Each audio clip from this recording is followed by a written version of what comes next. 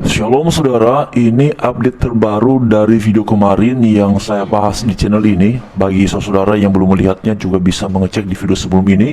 Dan ini lagi-lagi diposting oleh Malut Viral dengan sebuah narasi seorang supir yang viral karena melakukan pelecehan terhadap agama Nasrani kini telah diamankan pihak kepolisian. Jadi sudah viral saudara dan sudah diamankan katanya di sini oleh pihak kepolisian. Mari sama-sama kita dengarkan dulu ya.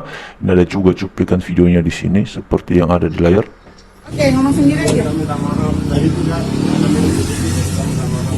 Iya. Atas kata-kata apa tadi, Om? Iya, tadi saya bilang kata-kata kotor, minta maaf. Iya. Kotornya seperti apa tadi? Gimana? Maksudnya tadi apa? Aku bilang, tadi apa tadi? Kotornya seperti apa tadi? Apa tadi? Tadi saya bilang bukan acara Yesus asu. Tidak begitu. Iya. Acara Yesus asu. Saya minta maaf. Kita punya Tuhan. Oke, jadi itu dia saudara. Dan di situ ada permintaan maaf juga yang disampaikan. Mari kita lihat di sini ya. Oke, di sini diuraikan lagi lebih lanjut bahwa seperti yang di sini, insiden ini terjadi ketika kemacetan melanda wilayah Jalan Sultan Syahrir menuju arah Kuda Mati akibat adanya acara keagamaan Katolik berupa pengarakan patung Bunda Maria. Sejumlah kendaraan termasuk truk terpaksa dialihkan melalui jalur alternatif di Jalan Blorep. Namun jalur tersebut juga mengalami kemacetan ya karena banyak orang yang kemudian ada mengikuti acara keagamaan tersebut.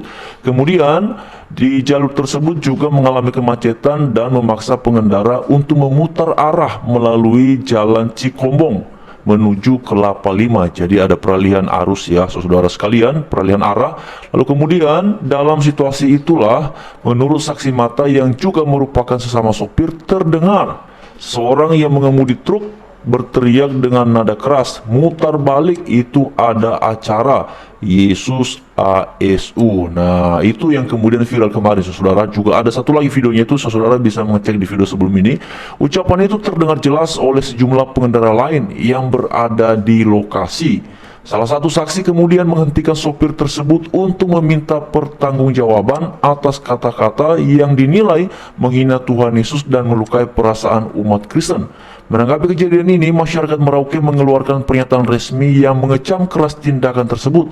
Mereka menyatakan bahwa ucapan itu tidak hanya menyakiti umat Kristiani tetapi juga mengganggu semangat toleransi dan kehidupan harmonis antar umat beragama yang selama ini dijaga di bumi Animha. Jadi ini bahkan sudah ada pernyataan resmi saudara dari masyarakat Merauke atas ucapan yang sudah viral yang disampaikan oleh orang ini seperti di layar ya. Ya ini dia, ini kelihatan saudara sekalian. Lalu kemudian lebih lanjut lagi dikatakan bahwa kami menyerukan agar pelaku diproses secara hukum sesuai pasal 156A KUHP tentang penodaan agama, bunyi pernyataan yang dirilis oleh masyarakat Merauke. Selain itu, juga masyarakat Merauke dan Papua pada umumnya juga diminta untuk tetap tenang dan tidak terpengaruh untuk melakukan aksi balas dendam yang tidak diinginkan. Nah, jadi saudara sekalian, ini ramai sekali kemudian di sana. Mereka menegaskan bahwa kebebasan berbicara bukanlah hak untuk menghina simbol agama manapun. Kami berdiri bersama sesama umat beragama dalam menegakkan keadilan dan juga untuk perdamaian. Jadi saudara sekalian, hingga berita ini katanya belum ada pernyataan resmi dari pihak kepolisian terkait dengan proses hukum terhadap pelaku. Namun kemudian diuraikan bahwa masyarakat berharap agar ini kemudian mendapatkan proses yang berkeadilan untuk menjaga keharmonisan dan supaya tidak terulang di masa mendatang, atau mungkin bisa dikatakan bisa menjadi satu pembelajaran supaya hal ini dipandang serius. Nah ini saudara sekalian seperti yang ada di sini, dan memang ini mengherankan sekali ya. Orang ini kok bisa-bisanya menggunakan kata yang seperti itu dengan nada yang demikian gara-gara kemudian jalan macet, lalu kemudian harus putar arah ataupun harus melewati jalur yang lain sehingga ia mengucapkan kata yang demikian. Nah, saudara sekalian, tidak dapat dipungkiri memang ada acara-acara keagamaan yang kemudian ya menggunakan fasilitas umum seperti jalan, tapi kan itu sebenarnya kan tidak berlangsung dalam waktu yang lama. Karena itu tadi saya lihat kan ada komentar yang menyampaikan bahwa ya itu lagian kenapa juga ini ada mengganggu jalan. Hei saudara, cobalah kita jujur ya. Ini yang komentar nih ya. Lagian pakai arak-arakan ngeganggu jalan juga sih, capek deh katanya ya. Aduh saudara, marilah kita jujur ya. Ya, penganut agama mana di bangsa ini yang kalau ibadah, yang kalau acara keagamaan tertentu ya pada momen tertentu tidak menggunakan fasilitas umum seperti jalan. Ya, saya ini sering melewati suatu jalan harus putar arah, harus lewati jalur lain karena jalannya dipakai ditutup untuk sementara. Tapi apakah itu sebuah persoalan? Ya enggak lah. Itu kan tidak berlangsung satu hari, itu hanya berlangsung dalam kurun waktu tertentu saja, beberapa jam saja. Jadi bagi saya secara pribadi, menurut pengalaman saya, ya itu sesuatu yang biasa. Ya, memang akhirnya saudara, dia ini kelihatan ketakutan sekali ya, setelah dikonfrontasi ya oleh pengendara lain. Dan di sini kan dia mengaku ini kelihatan memang mukanya sangat panik sekali karena langsung dihadang ya. Jadi bahkan di video sebelum itu kan dia itu masih posisinya ada di atas truk ya. Dia kan sopir ya, sopir truk itu.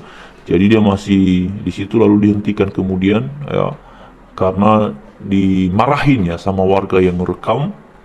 Lalu kemudian di dalam video ini dia ya ditegaskan kembali ya bahwa dia harus mempertanggungjawabkan ucapannya. Nah, seperti di sini ya. Jadi dia juga sudah menyampaikan permintaan maaf. Jadi tentu saudara kita memaafkan ya. Dan dia bersyukur karena hal seperti ini kan dia lakukan kepada orang-orang yang beragama Kristen. Coba kalau sebaliknya saudara.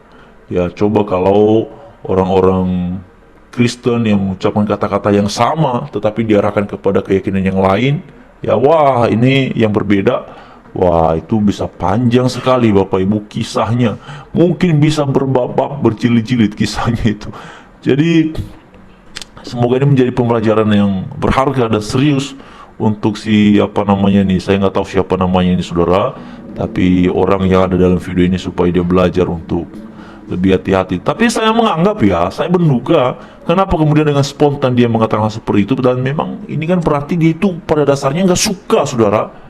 Nggak suka, tapi dia kerja di sana. Kerja di sana kan, dia kan sudah tahu kalau kerja di sana berarti orang-orang yang akan sering dia lihat itu adalah mayoritas yang beragama Kristen dan juga ada Katolik di sana. Lalu kemudian kalau dia merasa tidak nyaman di situ, ngapain kemudian di sana? Ya sudah tahu seperti itu, ngapain kemudian harus kerja di situ? Kalau memang tidak suka ya cari kerjaan di tempat lain aja yang kemudian membuat Anda lebih nyaman, yang membuat Anda lebih merasa oh ini sesuai dengan selera saya. Kan sederhana itu ya. Ya bagaimana menurut saudara-saudara sekalian perihal peristiwa ini?